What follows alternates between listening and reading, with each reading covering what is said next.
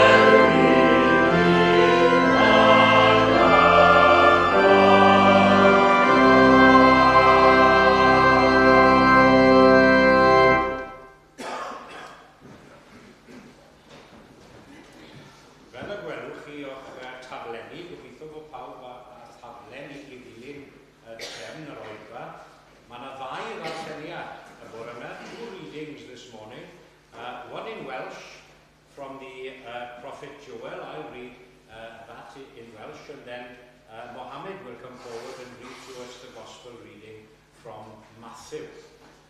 If you're following in your Bibles, the Welsh reading is on page 827 in the Welsh Bibles, and on page 919 in the English Bibles.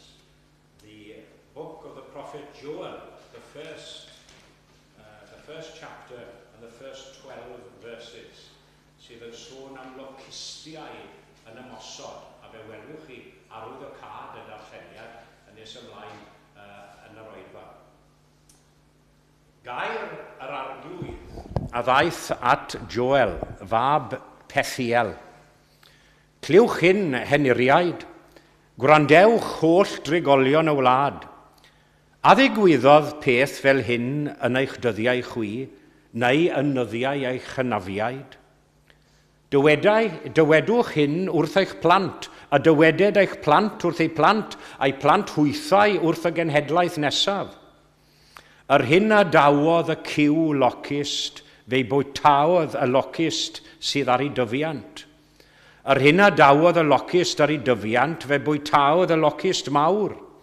Ar hyn a dawodd y locust mawr, fe bwytaodd y locust difaol. Deffrwch feddwon, ac wylwch, galarwch bob yfwr gwyn. Am y gwyn newydd a dorwyd ymaith o'ch gennau. Oherwydd daeth cenedl i oresgyn fy nhir, a honno'n un gref a dirifedi.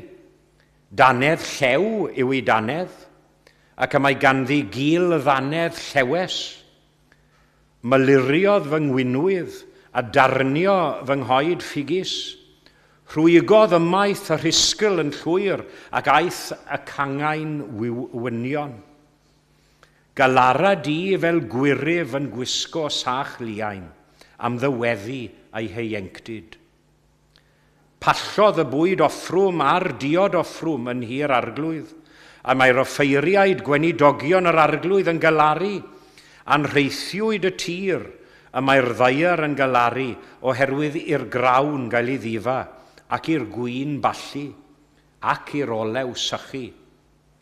Safwch mewn braw a meithwyr, galarwch wynwyddwyr am y gwenith a'r haidd. Oherwydd difawyd cynhaiaf y maes, gwywodd y wynwydden a ddeifiwyd y ffigysbren. Y prenau pomgranad, y palmwydd a'r coed a falau, y mae holl brennau'r maes wedi gwywo, a diflannodd llywenydd o blith y bobl. Ychwaneged yw i fendith at y darllen a'r gwrando hefyd o iau.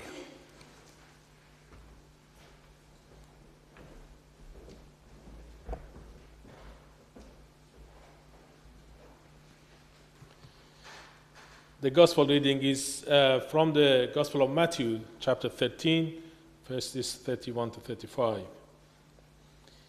He put another parable before them, saying, "The kingdom of heaven is like a grain of mustard seed that a man took and sowed in his field. It is the smallest of all seeds, but when it has grown, it is larger than all the garden plants and becomes a tree, so that the birds of the air come and make a nest in its branches." He told them another parable. "The kingdom of heaven is like a leaven that a woman took and hid in 3 measures of flour till it was all leavened." All these things Jesus said to the crowds in parables. Indeed, he said nothing to them without a parable. This was to fulfill what was spoken by the prophet. "I will open my mouth in parables. I will utter what has been hidden since the foundation of the world."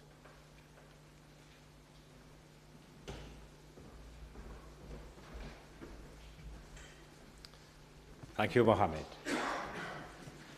Ac fe unwn ni nawr I ganu ein hael emyn sef 816, our second hymn, 816. And in thanking Will for choosing such apt hymns as well for our Christian Aid Sunday. Geiriau Tudor Davies, cofia'r newynog nefol dad, biliynau llesg a thrist ei stad, sy'n llusgo byw yng nghysgod bedd ac angain rhythu yn ei gwedd, 816.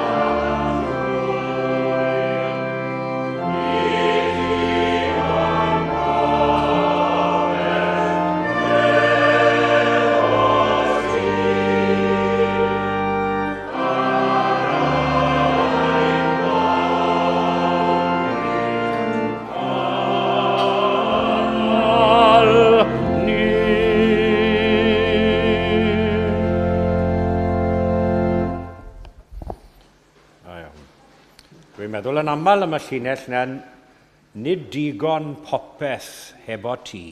Dyfa, lot o ddweud. Felly, cyfle i ni nawr i droi at Dduw mewn gweddi. A chance for us now to turn to God in prayer. Let us pray. Cydweddiw. Arglwyddau'n Duw, a thad ein harglwydd Iesu Grist. I ni wedi dod ynghyd ar draws y blynyddoedd gan ofyn a gan weddio ar i ti roi i ni ein bara beinyddiol. Dyna'r geiriau cyfarwydd y byddwn yn ei canu neu adrodd fel rhan o weddi'r arglwydd. Ac i ni'n diolch i ti am y modd arbennig yr wyt ti wedi darparu ar ein cyfer ni. Lord God, you have taught us throughout the ages and throughout the life and witness and ministry of your Son, Jesus, that our neighbors are not just those who live next door, as it were, but everyone, everywhere. The whole of humanity joined together in one common unity, one family. And so now, as we come before you, especially remembering the work of Christian Aid this morning, we come before you in prayer and pray for our world in its entirety, our neighbours near and far. Ac wrth i ni ddiolch am ein digonedd ni, mae ein cypyrthau ni'n llawn, mae ein fordydd ni yn gwegian gyda digon o fwyd. Diolch am ein digonedd ni a llenynau a syrthiodd i ni mewn lleoedd hyfryd. Ie, mae i ni etifeddiaeth deg. Ond mae yna lawer y bore yma. Hyd yn oed yn ein dinas ni o Lunden sydd yn dioddau. A digartref y sawl sy'n dioddau. Heintiau creulon dros y byd i gyd. A sawl sy'n dioddef yn gyson oherwydd effeithiau ryfel a thrais, y gwan, y claf, y gorthrymedig. Lord God, in your mercy, hear our prayer for all those in need this morning. Cofia deulu poen o arglwydd. Ym mhob loes, golau'r groes arnynt fo'n tywynu. Ac i ni'n gweddio ar i ti ymestyn at bawb yn ei hangen y bore yma. Pwy bynnag sydd angen dy gwmni adnoddau di. Dyro nerth a hyder i'r rheini sydd yn teimlo'n ddiamadferth. Par iddyn nhw deimlo nawr fod yna rywrai yn meddwl amdanyn nhw yn ystod yr orig fach hon. Dyro i bawb reswm i edrych ymlaen pan mae'r dyfodol weithiau yn ymddangos yn dywyll ac yn anobeithiol.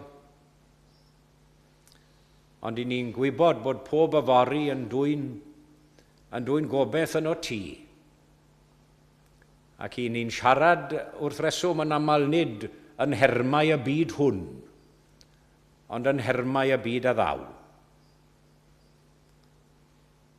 We think of all of those victims of injustice throughout our world this morning. Those who live in constant poverty and terrible poverty. Those who face starvation as we have our full cupboards and larders. Those who have no roof over their heads. Those, as mentioned, who live in countries ravaged by war. And as we pray for them this morning, teach us to respond as well. Teach us to respond as we should and as we ought. To reach out now to a troubled world in the name of Christ and in his strength and in his love. Make us aware and make us be able to hear the cry of the needy. I ni'n gweddio dros bob asiantaeth sydd yn ein byd yn brwydro'n ddygyn nawr i leddfu ychydig ar ddioddef y bobl yma. I ni di sôn yn barod am gymorth Cristnogol ac yn gweddio ar waith Crisnogol, y cymorth Crisnogol yn y byd, ac yn diolch amdano, ac am bob asiantaeth tebyg. A bobl hynny sy'n darparu bwyd a dillad, gofal nyrsio a meddyginiaeth, addysg ac hyfforddiant i bobl sydd mewn angen dybryd. A gadydd i ni hefyd i fanteisio ar y cyfle, pob cyfle gawn ni, i wneud ein rhan fach ni i gario baich ein brawd, roi mi nerth i wneud fy ran i gario baich fy mrawd, i weini'n dirion ar y gwan a chynorthwyo'r tlawd. Help us now, O Lord, as I often say that whatever divides us, there is much more that unites us as well. And that beyond our differences as peoples of the world, there lies a common humanity in you, a common humanity which binds all people together, all the people of your creation. Ac wrth feddwl am eraill y bore yma,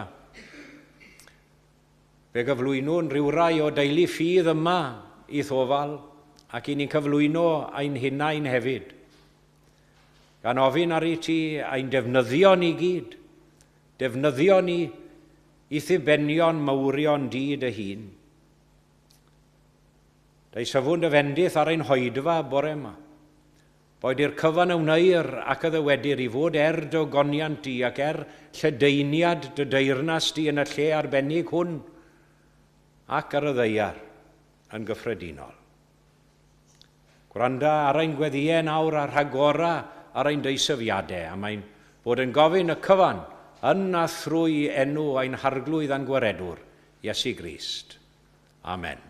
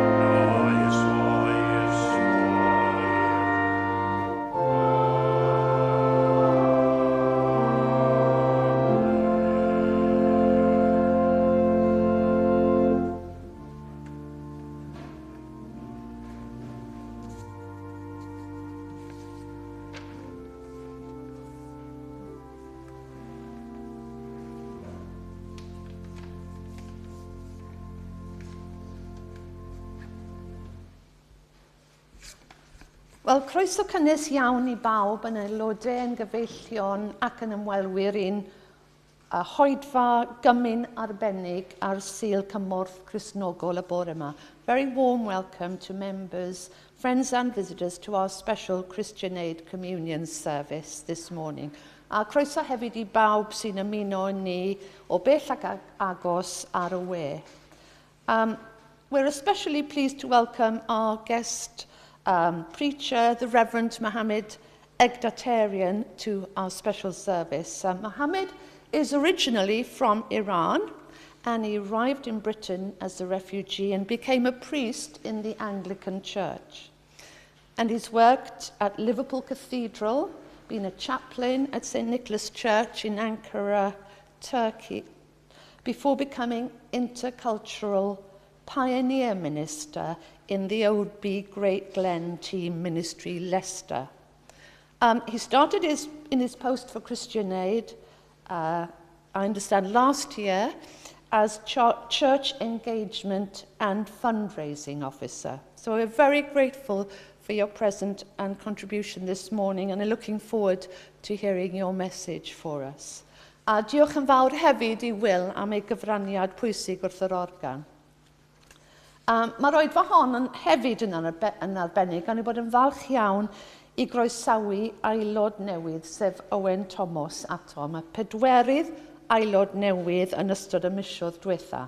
A mae'n hyfryd I weld bod teulu Owen wedi gallu bod yn bresennol ma bore yma hefyd. This morning's service is also special because we're delighted to welcome a new member, Owen Thomas, to the church. And Owen is the fourth new member to join us in the past few months. Today also we'll be making our annual special collection for Christian Aid in the envelopes that you found in your hymn books. And there's an opportunity to add gift aid to your donation too.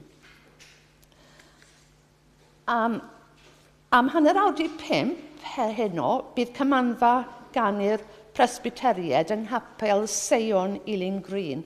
Felly ni fydd oedfa hwyrol yma. There'll be no evening service here this evening as the Presbyterian Chapel's gymanfa gani is at 5:30 in Seion Ealing Green. Sul nesaf bydd yn gweinidog wrth y lliw fel arfer yn oedfa'r bore. Next Sunday evening, May the 28th at 6 o'clock, churches together in Westminster will hold their Pentecost service here, and Rob will be in the pulpit.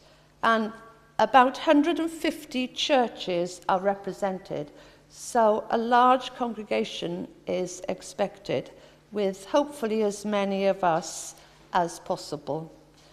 Ar ôl yr oedfa, byddwn ni'n cynnig te a bisgedi i'r gynulleidfa yn y neuadd. Os gallwch chi helpu gyda hyn, a newch chi gael gair gyda fi ar ddiwedd yr oedfa, os gwelwch yn dda.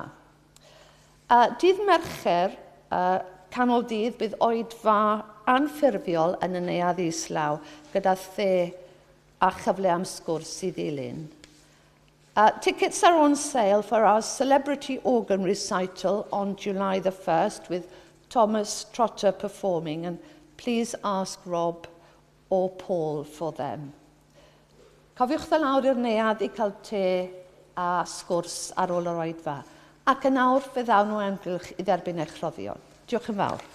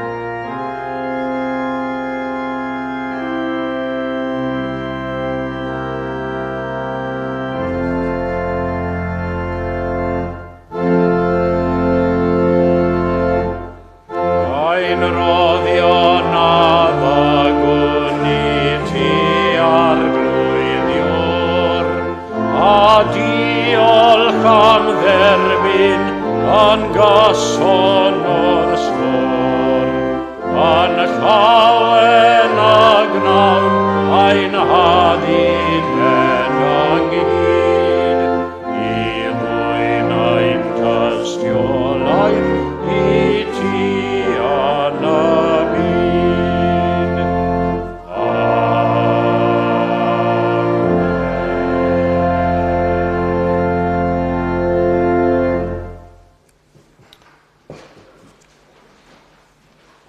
Os allai dim ond I danlinellu beth soniodd Ann am yr oedfa wythnos I heno.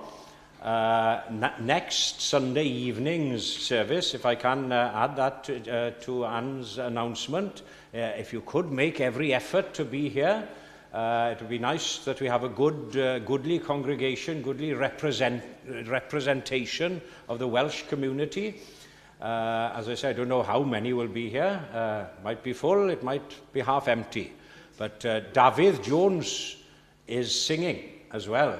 And you know, David is an excellent tenor. One part of he was in the final of the Kathleen Ferrier competition this year, and he actually won the English Song Prize as part of that competition. Very prestigious competition. And his career is going from strength to strength. So as I say, even if you'll be bored with the preacher, you can listen to the soloist a week this evening at 6 o'clock. Felly, ar ôl yr emyn, it's given me great pleasure now, after we sing our next hymn, to invite Mohammed forward to talk to us about Christian aid. And we're looking forward immensely to your contribution. But we sing first our next hymn, 392. 392, a dwi yn credu bod hon falle'n un o ffefrynnau Owen. Ynddo fe? Felly ni wedi cael yr emyn yma yn special o rod y bwys ar freichiau'r Iesu. Fydd gynnal ymlaen, dy galon wrth ymddiried ynddo a leenw ef a chan. O rod y bwys ar freichiau'r Iesu, dy garu amai. Nid yw ei galon byth yn oeri, neu lygad yn trymhau. Pwyso ar ei fraich, cred ei gariad mwy, pwyso ar ei fraich, arni ceid y ddwyn. Pwyso ar ei fraich, o mae'n nefol swyn, wrth bwyso ar fraich fy niw. 392.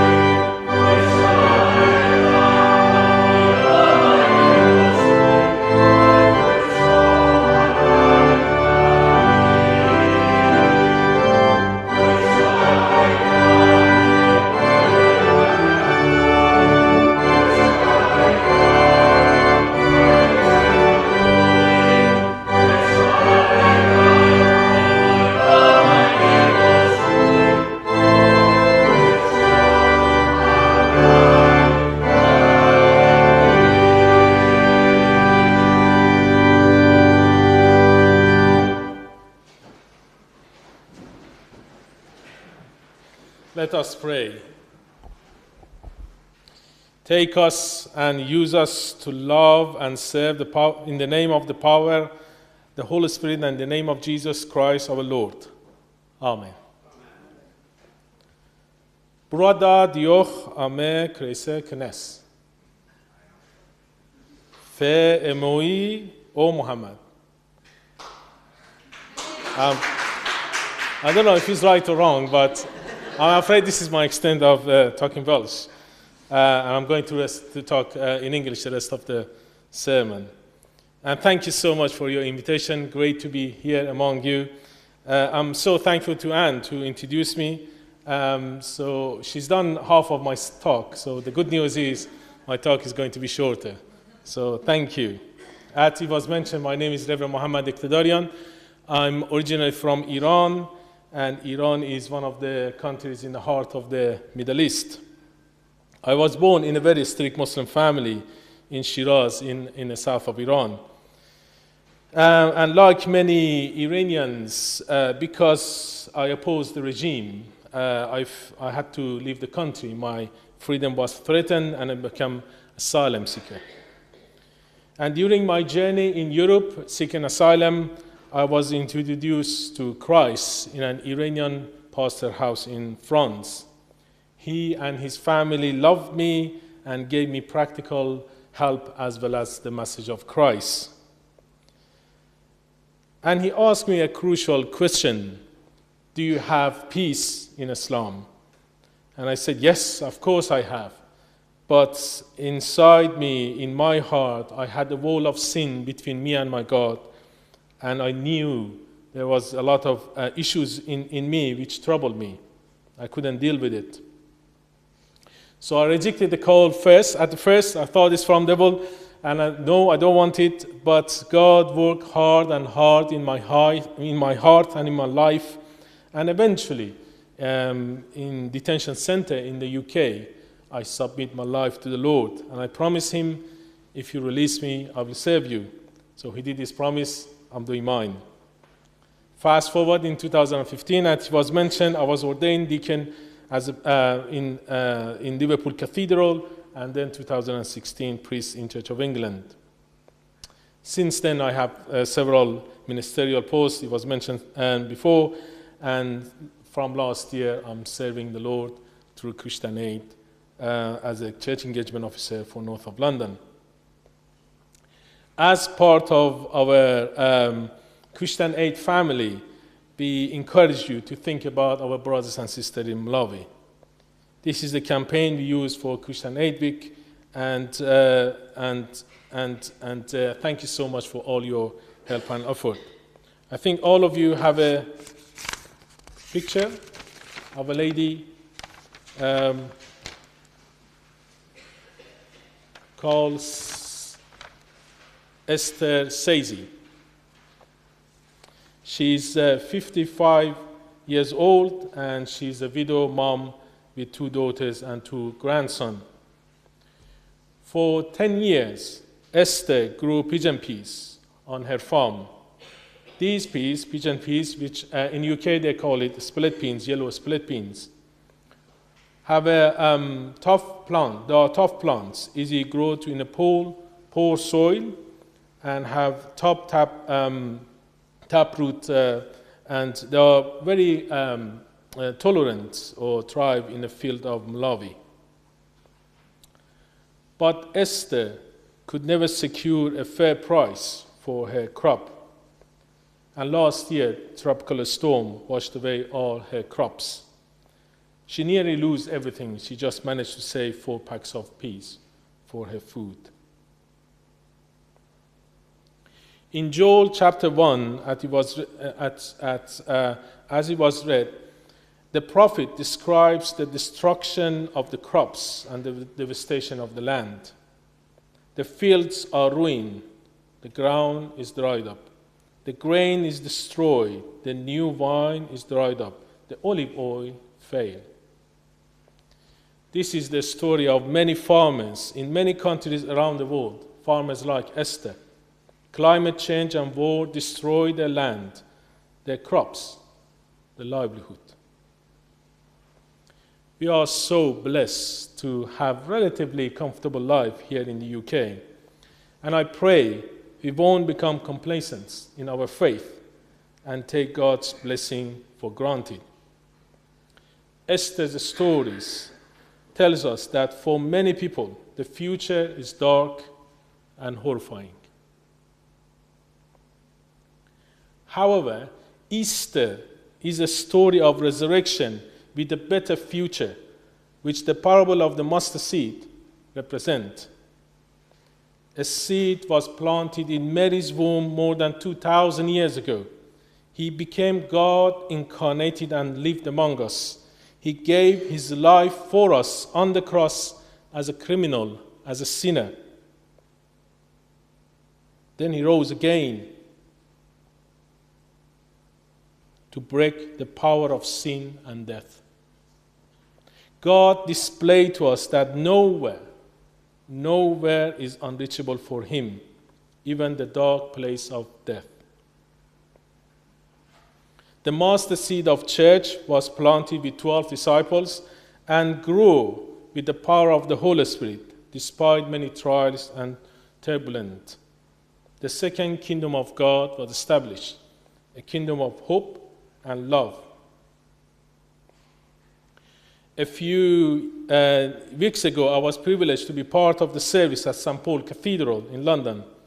It was my first time to visit the cathedral, and what a beautiful building, what a magnificent church of God. And I was thinking about this sermon today and questioning, is this the master tree Jesus was talking about? That the birds come and perch in its branches, perch their nets in its branches. Is this the yeast that God mixed with English people centuries years ago, and now an Iranian person receives its bread? This beautiful building, the Welsh Church Centre of London, was planted as a seed centuries years ago, and now is a beautiful tree in the community of this city. So, where is the master seed? Who has it? Well, perhaps the master seed is in your pocket. When Esther joined the PGMP program run by Christian Aid Partners and started selling as part of the cooperative, she was able to earn much more. I was able to sell the piece at a better price and have better market, she explained. It provided financial stability, she said. Esther is doing amazing things for her family. With the cost of living crisis and the effect of war on food and energy, it is a big ask to give more, to be more generous. Still, Jesus demonstrated in the most difficult time of God's kingdom, where locusts eat the faith of Israelites. With the sacrificial act of God himself, the kingdom was established again, a master seed of love in the time of difficulty. Every single pound you generously donate, and in fact, you generously donate. Last year, for example, you gave us more than £8,000. Since 1999, you gave us 55,307.49 pence. And I like the 49 pence because we look at the finance carefully. Every single pound you generously donate help us to make project in Malawi for people like Esther possible. A £10, for example, could pay for 2 kilogram bag of seed to plant a pigeon pea. £50 could provide pigeon pea seeds and farmers tool for a family. £100 could help to provide the business training sessions so that the farmers have the secure and higher and fairer prices. A master seed of love in the time of difficulty. Also, to those of you who have left a gift in your will for us, I would like to say thanks. Gifting wills or legacy are one of the most important income for us as Christian Aid family. We don't have opportunity to thank you when we receive it, so thank you in advance. What is the master seed? It is in your action. Through God's grace, we are part of one body, and each part of the body needs the other. It is together that we are sent out to love and serve the world. Together that we build the kingdom of God in the name of our risen Lord. The Bishop of Chelmsford, Bishop Goli Dekhani, said in her is the message. Together in Christ, we can beat the extreme poverty and help people like Esther to have a better and brighter future. But financial help is not the only way. We would like you to support us. We would like you to talk to more people about our organization, about the type of work we do. Christian Aid services are delivered to all people at the point of their needs, regardless of their faith and belief. And finally, where is the master seed? It is in your lips. Any prayer, any intercession, any prophecy, any word of encouragement and hope could bring fruits to the kingdom of God. 24 years ago, a master seed planted in my heart, and it is my privilege to serve you today.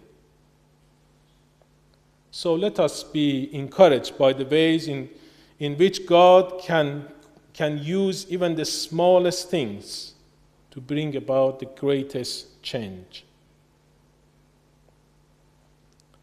Easter reminds us that God in Christ is the Lord of this world, this planet, these people, and we are his agent by giving, acting, and praying.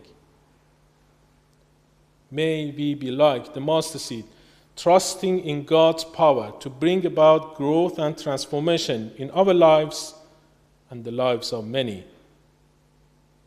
So let me finish with this beautiful prayer of the day, the collect. Risen Christ, for whom no door is locked, no entrance bar, open the doors of our hearts, that we may seek the good of others and walk in the joyful road of sacrifice and peace, to the praise of God the Father. Amen.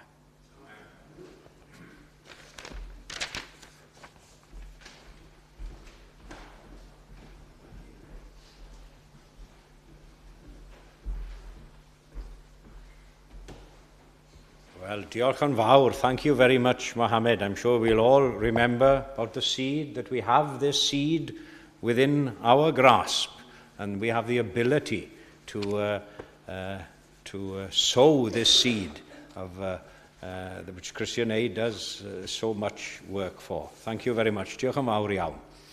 And we now sing our next hymn, and while we sing this hymn, I'll invite Owen to come to the front, and we'll accept Owen into church membership and then celebrate the communion with each other. Felly 301, 301. O Grist, ffisigwr mawr y byd, down atat andoluriau I gyd. Nid oes na haint, na chlwy, na chir, na chiliad and y ddwylo pyr. Aeth y trallodus ar ei hint yn gwbl iach o ddwyddfod gynt. Ffisigwr mawr, o rod y hun i'n gwneithir ninnau'n iach, bob un. 301.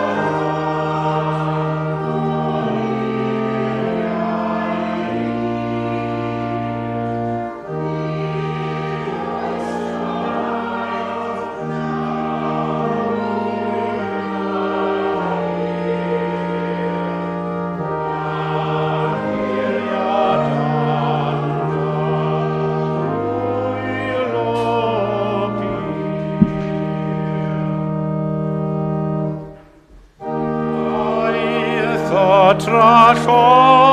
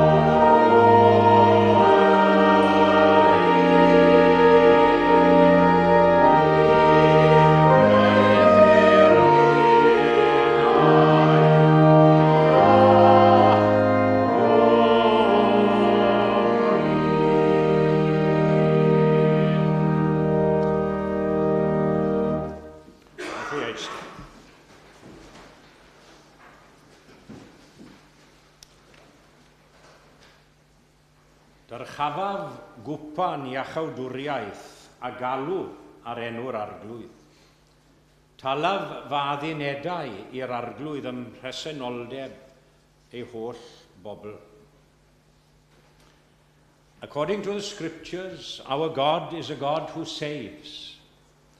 And through God's love and grace, we have all been chosen in Christ before the foundation of the world to be in the world to his glory. And through the Spirit of God, we have come and have been born anew to be children of God and citizens of God's kingdom. The continuation of the church is dependent on the Spirit's work, the Holy Spirit calling people, granting them faith to believe the promises of the gospel of God in Jesus Christ. A mae Owen y bore yma wedi mynegu o'i wirfodd a'i ddymuniad ynte i fyw a bywyd Cristionogol a'i awydd i ymuno gyda ni yma fel pobol Duw. Mae'n dod yn awr o dan arweiniad yr ysbryd glân, i gyffesu ac i gadarnhau ei ffydd yn yr arglwydd Iesu Grist fel gwaredwr ei fywyd, i gyfamodi â ni yn yr eglwys arbennig hon, ac i dderbyn braint a chyfrifoldeb cyflawd aelodaeth o eglwys Iesu Grist ar y ddaear. I'll read a few verses from Romans chapter 12. I appeal to you, therefore, brothers, by the mercies of God, to present your bodies as a living sacrifice, holy and acceptable to God, which is your spiritual worship. Do not be conformed to this world, but be transformed by the renewal of your mind, that by testing you may discern what is the will of God, what is good and acceptable and perfect. For by the grace given to me, I say to everyone among you, not to think of himself more highly than he ought to think, but to think with sober judgment, each according to the measure of faith that God has assigned. For as in one body we have many members, and the members do not all have the same function, so we, though many, are one body in Christ, and individually members one of another. A da fi lawr a hwn mwyn I bobl gytre gael clywed.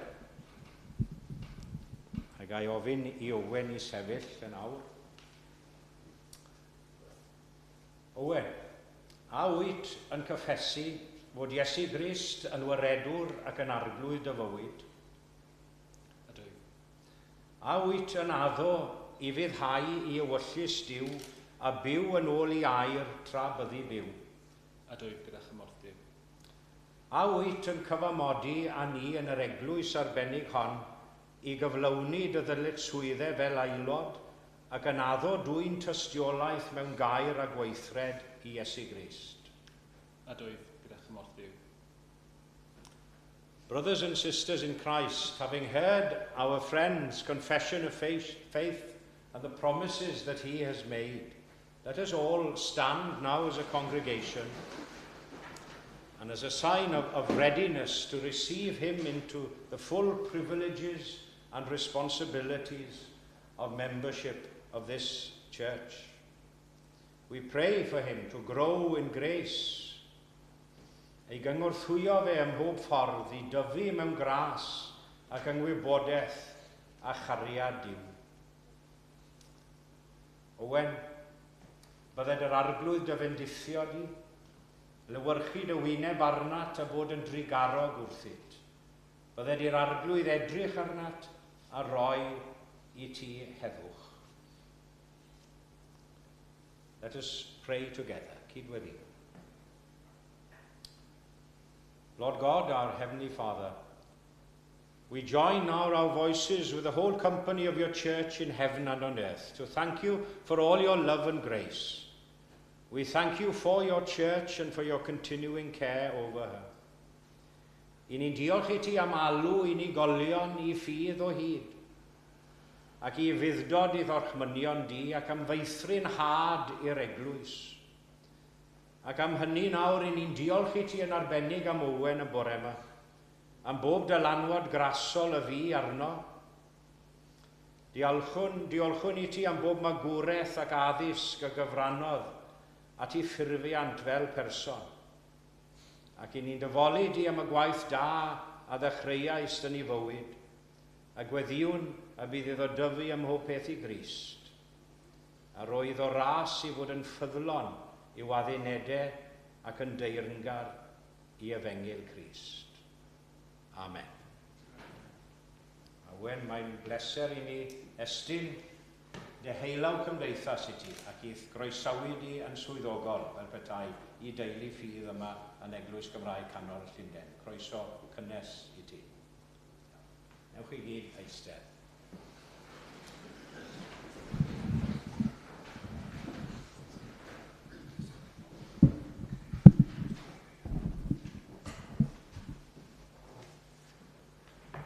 And as a sign of our own commitment and our renewal of all our commitment as we became church members in our turn, we say together the church covenant, a cyfamod eglwysig, which is in the back of your hymn books, or should be at least at the back of your hymn books, a cyfamod eglwysig. Felly, fe adroddwn gyda'n gilydd, gnawn yma gyfamod a'n gilydd, trwy gymorth Duw, I rodio yn I ffyrdd, I arddel Iesu Grist yn arglwydd ac yn waredwr, I geisio arweiniad yr ysbryd glân, I ddarllen yr ysgrythurau, I fod yn ffyddlon o fewn ein gallu i'r addoliad cyhoeddus, I gario beichiau ein gilydd, ac I wneud ein gorau I rannu'r efengil, ac I adlewyrchu cariad Crist yn y byd.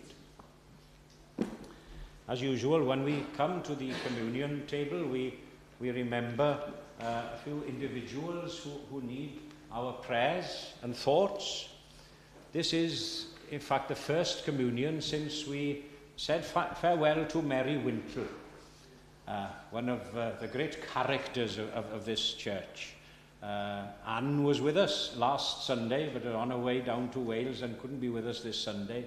But we think of Anne and the family.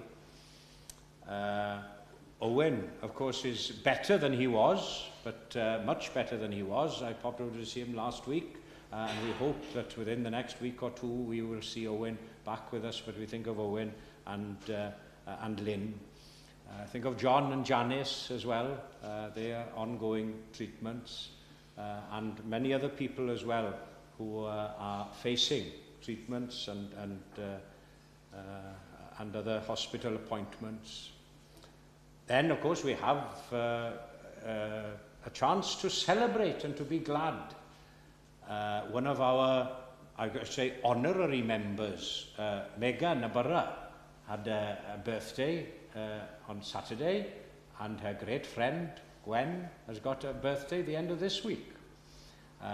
Not as some have been confused greatly, thinking that this year was a big year for the two, but next year will be the big party, ynddo fe? Ond i ni'n edrych ymlaen yn eiddgar ac yn dymuno penblwydd hapus iawn i Megan a Gwen. And anyone else, if I've missed anyone else, perhaps there's somebody now this week that I haven't mentioned, but we think of you.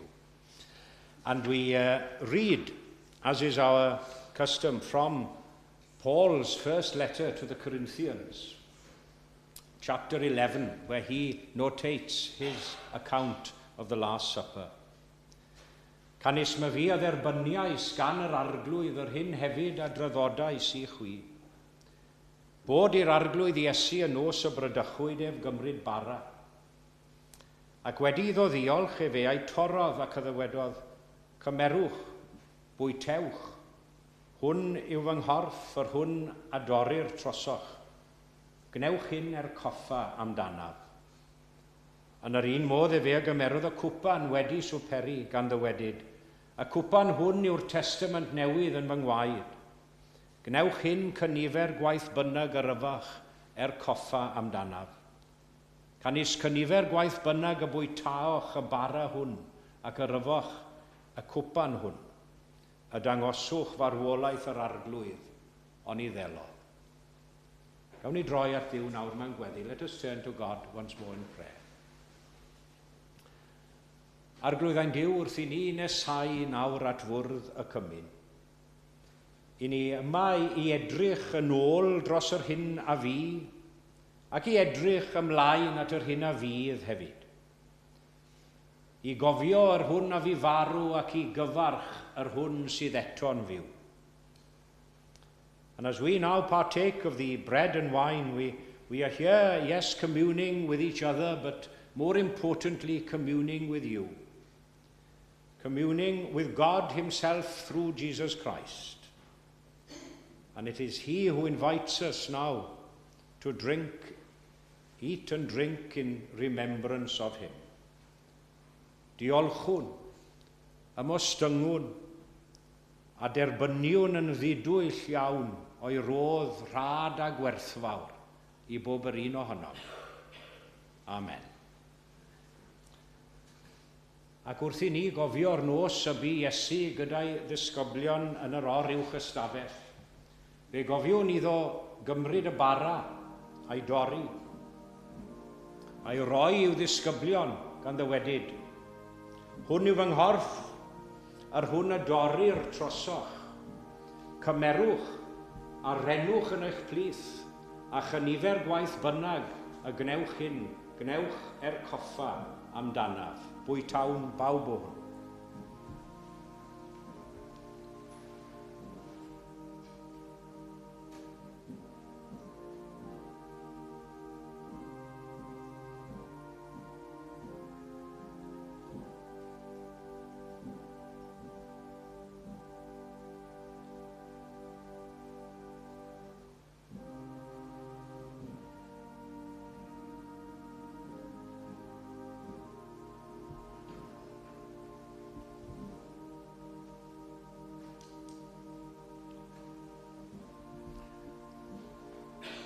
Cofiwn hefyd iddo gymryd y cwpan wedi swperi. A Iestyn i'w ddisgyblion gan ddweud, y cwpan hwn yw'r cyfamod newydd yn fy ngwaed i. Cymerwch a rhenwch yn eich plith a chynifer gwaith bynnag ac y gnewch hyn. Gnewch coffa amdanaf, a fwn bawb o hwn.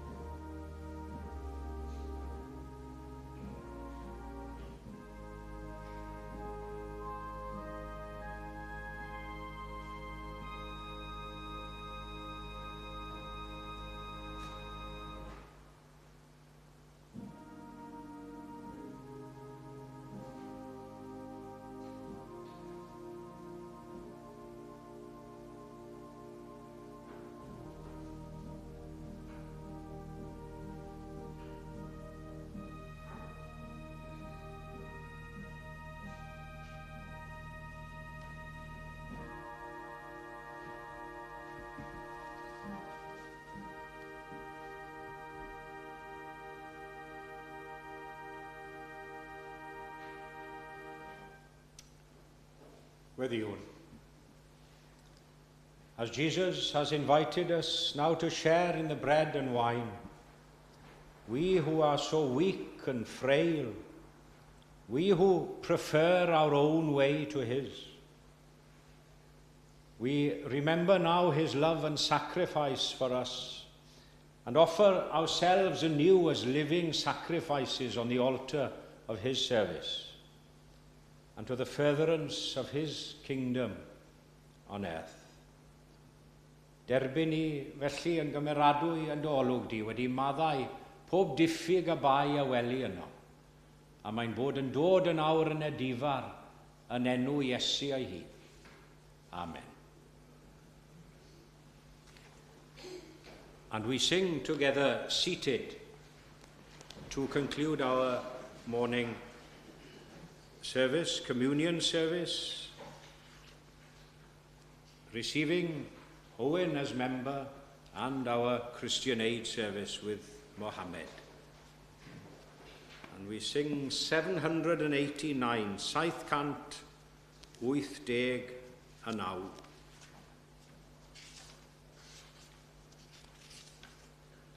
Gwawr wedi hirnos. I ni meddwl weithiau bod pethau, chymod, mae rhaid i ni dioddau y pethau enbyd cyn bod y pethau da yn dod. Gwawr wedi hirnos, can wedi loes, nerth wedi llesgedd, coron ar ôl croes, chwerw drin felys, nos fydd yn ddydd, cartref ar ôl crwydro, wylo ni bydd, a ni flanedu gartref ein diw ninnau nid ofnw, ynddo cawn fyw. Byw i gyfiawnder, popeth yn dda, byw yn oes oesoedd. Hallelujah. Amen.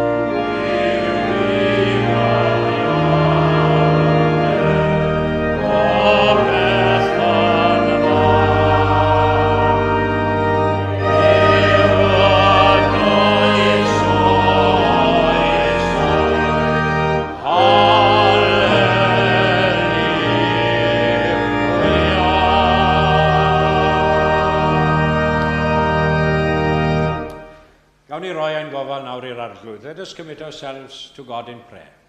Gollwng ni yn awr o dad nefol o dan dy fendith gyfoethog, a bydde di ras ein harglwydd ni Iesu Grist a chariad Duw, a chymdeithas yr ysbryd glân, i aros gyda ni, a phawb sydd yn annwyl gennym ac yn absennol o ddiwrthym ni, o'r awr hon hyd yn oes oesoedd. Amen.